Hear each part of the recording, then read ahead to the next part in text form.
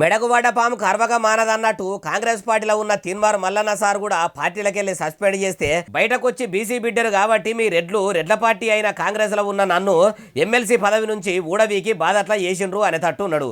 ఒకవేళ సస్పెండ్ చేయకుంటే సొంత పార్టీలనే ఉండి తిన్నింటి వాసాలు లెక్క పెట్టినట్టు ఇందిరమ్మ పార్టీ ఇజ్జతు ఎజూడబట్టే మధ్యలకు ఏ పక్కకెళ్ళి కొట్టినా దెబ్బలే అన్నట్టు ఇప్పుడు మల్లికాక ముచ్చట్ల కూడా షై పార్టీ వాళ్ళ పరిస్థితి అట్లనే ఉన్నట్టున్నది. రెండు తీర్ల ఎటు చూసుకున్నా దెబ్బలే.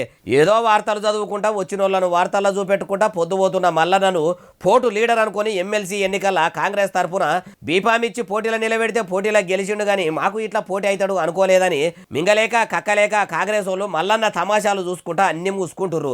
కోమరెడ్డి సార్ పరిస్థితి ఎట్లున్నదంటే కొండనాలికకు మందు పెడితే ఉన్న నాలికే ఊసిపోయే కాడికి వచ్చింది అన్నట్టున్నది. ఆయన ఒక్కందే కాదు కాంగ్రెస్ ఉన్న రెడ్లందరి పరిస్థితి అదే. కాంగ్రెస్ నుండి మల్లన్నకు మద్దతు ఇచ్చిన వాళ్ళ పరిస్థితి ఎట్లున్నది అంటే కొర్రాయితోని ఈపు గోక్కున్నట్టు అయ్యిందని వాళ్ళ బాధ చెప్పరాకుంటున్నది.